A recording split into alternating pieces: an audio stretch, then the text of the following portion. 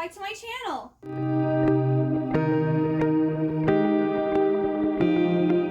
Today I'm going to be talking about all of the books that I read in August of 2021. So this is going to be my August wrap-up video. For this month, I read a total of 14 books. 14 books! I was really proud of myself. That's another high for a month, because on average I usually read about 11. But this was a good month, but it was also a bad month for reading, because I actually have a 1-star and a 2-star, which on average I usually give books about a 3 or a 4-star. That's, it has to be pretty bad to get a 1 or a 2-star. But then I also had quite a few 5-stars too.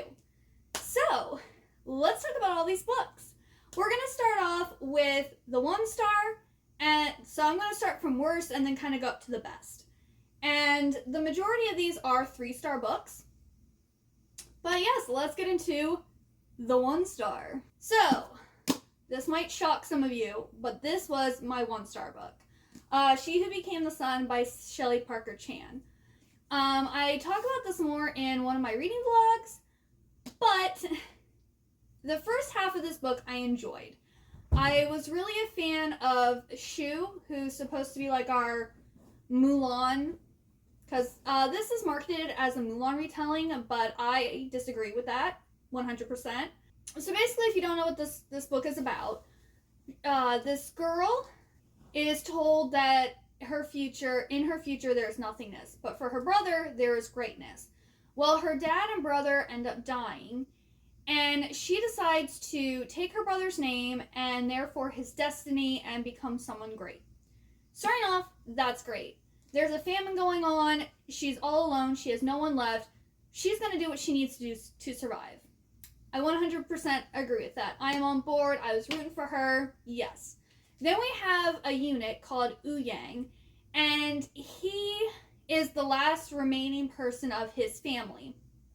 And I think it's Genghis Khan, but whoever's in charge of the Mongols during this book issues that everyone to the 9th generation of this family is to be murdered. Well, Ouyang is spared, but he's turned into a eunuch. So you kind of feel sorry for him, but at the same time, the ruling person who saved him, he showed mercy and he didn't actually kill the whole family. He still remains. No, he can't produce children now, but at least he's alive. So I really felt for him and kind of understood why he was upset, and I didn't like the way that he was treated in this book. That being said, once we reach the halfway point, and especially the last 30 pages, both Shu and Ouyang go way too far in my opinion. The two characters turn out to be villains. Now that's my personal opinion. I know Peru's Project read this book and she loved it, and she said that the characters were flawed. I think that's an understatement in my opinion. But yet again, that's my opinion. But the last 30 pages of this book, I had to keep on putting it down and being like, are you serious? Did they just do that? And this is the first book that's made me cry this year. I actually cried. And it wasn't while I was reading the book. I finished the book and I was so upset. I was so angry. I was just disgusted with both of the characters for everything that they did. And then once I cooled down and really thought about it, I cried, because not that these characters are real, but there are people out there that think and do the things that these people do. And they don't care about anybody else. And that really, really affected me. That people are that selfish. So yeah, I also really didn't like the writing. I did like the characters for the first half of the book, but I wasn't a fan of the writing. I really like the dialogue. She was very witty. She has nice comebacks. She's a fun character in the first half. But I just didn't really like the writing style overall. And the ending is just... So I won't be continuing the series. I do hope the author does, redeem these characters, but I don't know if they are or not. So that was my rant about this book. I don't know if I'm going to sell it, throw it away, put it in my future giveaway. I don't know, but I will not be keeping this book. And then we have my 1 2-star book. This is Fire with Fire by Destiny Surya. And this is about two sisters who are like dragon slayers, and they come from this long line of dragon slayers. And one of the sisters ends up getting bonded to a dragon. And the book itself, well, I don't know how to say this because it had all of the makings of a good YA book. But the writing was mediocre. The characters I didn't feel were special. I didn't connect with any of them actually. I didn't really like any of the characters in this book. The older sister was annoying and whiny.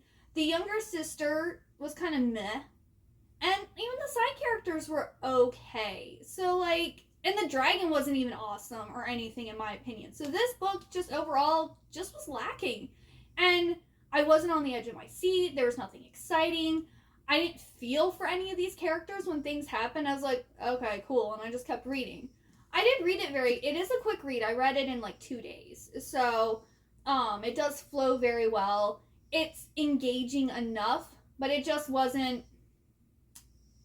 anything special. So, yeah, this is another book I won't be keeping. I don't know what I'm doing with it yet. This is the Fairy Loot edition, so I might sell it on eBay or something, because someone might want this book, and I don't. Alright, things are going to be getting better now, because we're going to start with the 3 stars. So the first one I have is Anna and the French Kiss by Stephanie Perkins. And this was a really cute, slow burn romance about this girl who is sent off to this boarding school in Paris.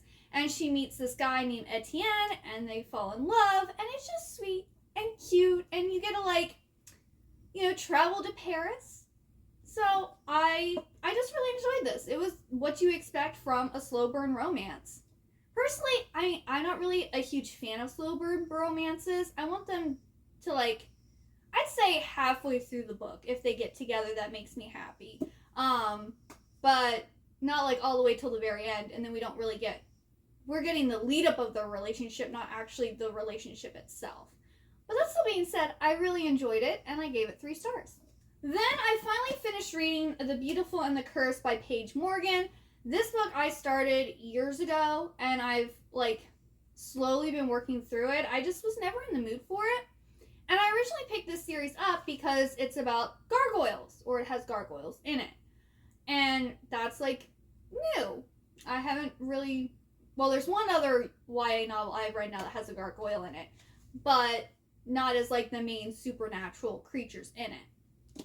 So this is about the family. There's 2 sisters and a brother, and the brother goes missing. So they go to, I believe it's Paris during the Victorian era, to find their brother and find out there's gargoyles in Paris that protect different families, and the house that they moved into actually has a gargoyle that protects whoever lives there. And it's basically them finding their brothers and learning about this whole other secret supernatural group out there. And it was really good. I ended up giving this also 3 stars. Then we have Prep School Confidential by Cara Taylor. And this is a high school murder mystery story. And I did really enjoy it, but I think I read it when I wasn't really in the mood for it, and that's why I only got 3 stars, because the writing was really good, the mystery was good, everything about it was good. It's just, it didn't pull me in, and I wasn't oh yeah, I'm loving reading this. It was just okay, this is nice. So this girl, Anne, who's kind of the princess of her school in New York, ends up almost burning down her school, and her parents decide to send her off to this boarding school. Well, her roommate ends up getting murdered, and no one, the staff there at the school is oh, you can't talk about this, don't talk to the media, don't talk to the cops, keep this hush-hush. And she's my roommate got murdered. Yes, I've only known her for a week, but someone needs to do something. We need to find out who did this, what happened. So she takes it upon herself to solve the mystery. And so it was really good, but yet again, I only gave it 3 stars because it didn't grab me and pull me in, but I still really enjoyed it. So this also got 3 stars. Then the next book is Phantom Heart by Kelly Creog, and this was my most anticipated release of 2021. I was super hyped for this book. I was super excited. I took the whole day off work to read it, and I did read it all in one day. But it wasn't, I think I hyped it up too much. So this is a story about a girl and her dad and her little sister who move into this mansion where her dad is going to flip the house and then resell it. Well, the house ends up being haunted. And neither the older sister or the dad believe in ghosts. And the little sister is like seeing this ghost and trying to tell them that the ghost doesn't happen and wants them to leave. Well, at her new school, there is the older sister at the, because the older sister is the main character. At her school, there's like this teenage paranormal society. So she ends up getting their help with this ghost. Well, this is marketed as a Phantom of the Opera retelling, which I agree with that. I see where that comes from. But I felt like Kelly borrowed too many themes and ideas from her Nevermore trilogy, which is one of my favorite series. And so it didn't feel fresh and new, and I also didn't like the romance ending. But I mean, if there's more books in the series, I might end up changing my mind about that. But if this is like a standalone, then the romance decision, like who she chooses, I didn't really agree with. It didn't make sense. So that's why this book only got 3 stars, because I just didn't feel like it was new or original, and I didn't really like the ending of it.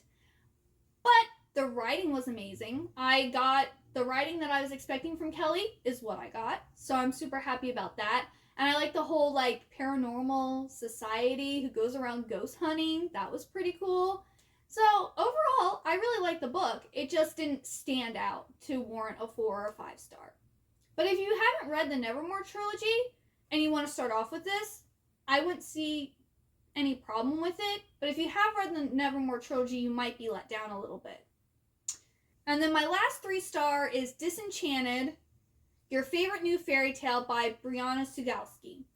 This is about a princess named Lilac who has the Darkling tongue, so she's able to talk to supernatural creatures like vampires, shifters, Carrigans, fae, all of that. She can talk to them, where normally regular humans can't talk to them. And she's seen as like cursed, and like they don't want her to be the new ruler. And she gets a note from this witch in Pompont that she can cure her Darkling tongue. So she decides to go through Bros de Leon Forest, which is where all the supernatural creatures live, to go and meet this witch so that she can get uncursed. And she ends up meeting a vampire named Garen, and she meets the fairies, she meets the Carrigans, a whole bunch of stuff happens, and she also gets the witch. A lot of stuff happens in this book, but it wasn't written the best. Like, I was always having to reread sentences and try to, like, fix them because they weren't correct. I also felt like the book lasted way too long for what it was. And for those reasons, I gave it a 3-star. Because the idea was good, I liked the characters, but overall, it just wasn't amazing. And if there's more books in the series, I probably won't continue it because I didn't love the characters. And also the writing really disturbed me. Can you tell? The writing is a big factor in my decisions here. Alright, on to the 4 stars. So, I read The Silent Patient by Alex Micheleitis, and this is his first book. His most recent book is The Maidens, and I absolutely love that and gave it a 5-star. This one I ended up giving it a 4-star, because while it's written just as well, and the mystery is good, and it has like a twist at the end, I didn't find it as shocking as The Maidens. So, I really like this book. I highly recommend it. And yeah, I should probably tell you what it's about. This artist, this female artist, one day when her husband comes home, she shoots him 5 times in the face. And then she doesn't say another word. Well, Theo, this psychotherapist, he's a psychotherapist, is fascinated by her case, and he wants to get her to talk and to explain why she killed her husband. So it's kind of like going between him and his relationship with his wife, and then like journal entries from the artist who killed her husband. And it's very interesting how their stories are like woven together and what happens, because I mean, she does kill her husband. That's not really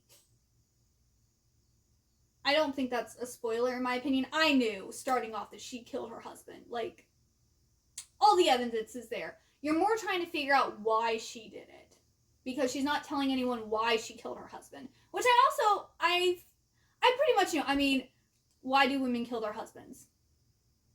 There's only really two reasons generally that a woman would kill her husband, unless, if they love their husband. There's only two reasons why you would kill your husband. So yeah, that's one reason I didn't find it shocking at the end, because it's like, well, yeah, she did it, and yeah, that makes sense why she did it.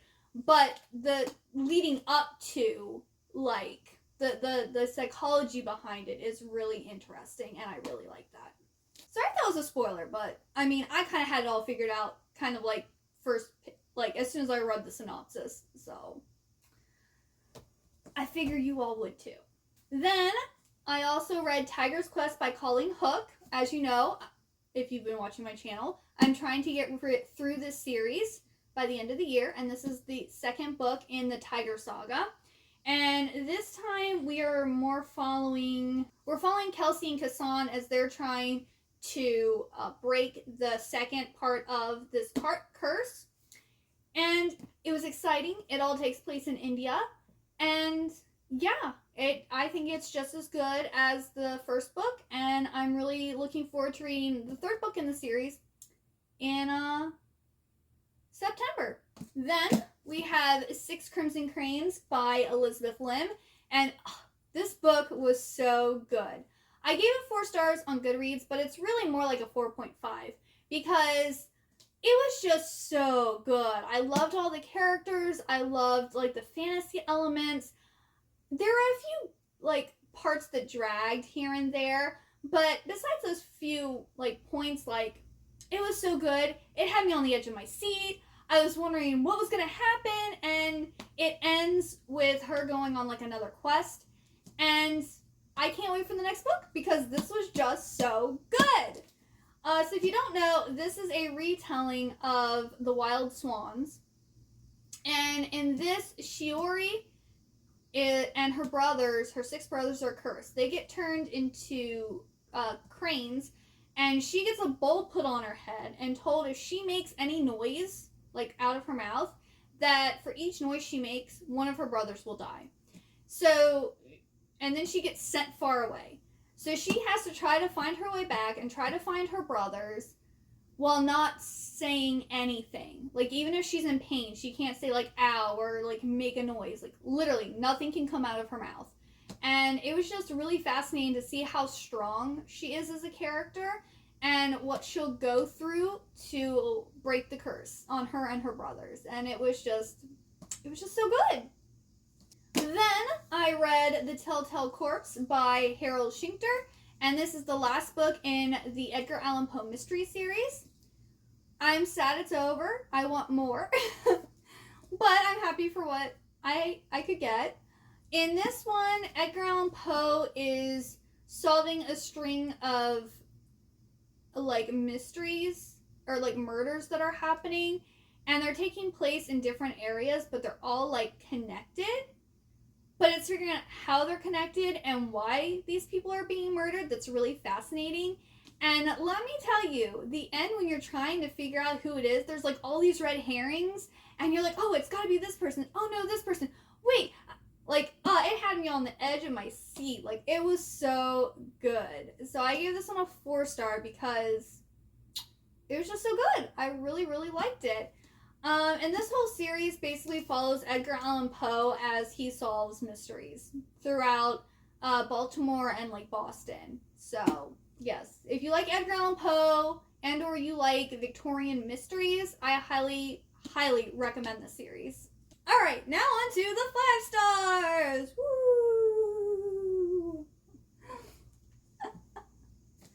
So, my first 5-star is A Court of Silver Flames by Sarah J. Maas. And this is the most recent installment of A Court of Thorns and Roses. And this follows Nesta and Cassian. So Nesta is Farah's sister, who is like the main girl character in the first 4 books. And now Nesta gets showcased. And so we learn more about her powers, her and Cassian's relationship. And it was so good. It was steamy. It was hot. It added more to the story. So, yeah, I really liked this. There was one scene that was a little too much for me personally. I had to put it down and be like, ugh.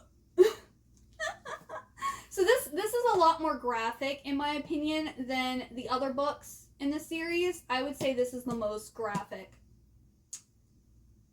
Yes. It's very graphic. When it comes to the personal, intimate relations between Nesta and Cassian. So if you want a lot of schmut, I would suggest this book. And then Caraval by Stephanie Garber. I read this later that day after I finished reading Phantom Heart, and I absolutely adore this book. It is amazing. It is so good. I love it so much. Surprisingly, this is also a sister story, but I actually really like this sister story. So we have Scarlett and Donatella, and one day their mom disappeared, and their dad became a tyrant and started, like, mistreating them and being super possessive and things. Well, they both want to get away from their dad, and Scarlett is engaged to a duke, I believe. I'm pretty sure he's, or a count. No, she's engaged to a count, and she's going to be married in a week. Well, she's been writing to Master Legend, who runs Caraval, and for the last 7 years, trying to get him to come to the little isle where they live at, and he never shows up. Well, she sends him a last letter and is like, oh, I'm probably never going to get to go because I'm going to be married soon. Well, all of a sudden, he sends her 3 tickets and says, bring your fiance and come to Caraval. Well, Caraval is this big, like, event where there's, like, a competition. You follow riddles and clues and things, and if you win, in this one, you are granted 1 wish. So Scarlett is actually kidnapped by her sister and the sailor and taken to Caraval because Scarlett's afraid if they run away that their dad's going to catch them and punish them. So Donatella's like, well, you're going to go to Caraval whether you like it or not. So once they get there, Donatella's dropped off first, and then the sailor comes back and gets Scarlett and then takes her, and they can't find Donatella. So in this book, she is actually searching for her sister, and finding her sister is how you win the game. And I just really like Scarlett and Donatella's, like, relationship. I like the ending of this. I liked the sailor's name is Julian, and Scarlett and Julian kind of form this, like, little romance. And it was just so good. It actually put me in a reading slump because it was so good. I was having problems, like, getting into another story, and I didn't have the next 2 books in the series yet. So I was just like, it's so good. It's so good. I will forever say how good this book is because I absolutely love it. So yes, Caraval. If you haven't read it, you should because it's amazing. And then our last book, which is also a new favorite, and I love it, and it's amazing. It's The Love Hypothesis by Hazelwood. I actually got an uncorrected proof of this. It actually comes out September 14th, though. And if you are part of Book of the Month, it's actually one of the picks for September. So I went and made that my pick because I love this book so much that I wanted to have a finished copy of it.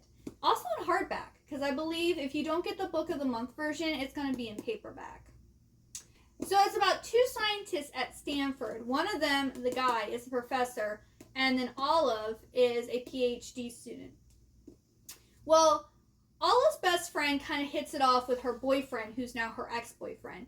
And her friend doesn't want to, like, the girl code. I don't want to date your ex, that's wrong of me. And Olive's like, no, really, you can date him. I wasn't really into him that much anyway. But her friend won't go for it. And Olive wants her friends to be happy. So she ends up doing a fake dating scheme with this professor so that her friend will feel free to go and date her ex-boyfriend. And it's just so cute. oh my goodness, so cute. Like, they have a lot of, like, awkward, like, nerdy moments because he's kind of, like, rude and standoffish, and she's kind of, like, bubbly and sweet and, like, kind of clueless about relationship stuff. So it's just absolutely adorable. Like, I love this book. It was so cute. And there's only one intimate scene, but it's very realistic. Like, in a lot of, like, romance novels and stuff, the intimate scenes aren't very realistic. They're very, like, dramatized. And it's like, that's not how it really is. But this was actually very realistic, and I really like that. It was also only one scene, so it's like, it's more about their relationship. It's more about them getting to know each other, which I really, really liked. So if you haven't read this, I suggest getting it. Yes, get this book. Get it. Get it. I mean, you don't have to, but if you want a really cute romance, I highly recommend this book. So yes, that is all the books that I read in August, and I think it was a pretty good month. Let me know down below if you have read any of these books, and if you gave them the same rating, or if you, like, agree or disagree with my, like, thoughts on these books. And yeah, also let me know what you're looking forward to reading in September. And if you like this video, please give it a big old thumbs up, and also hit that subscribe button. And also hit that subscribe button down below. And I hope to see you next time. Bye-bye!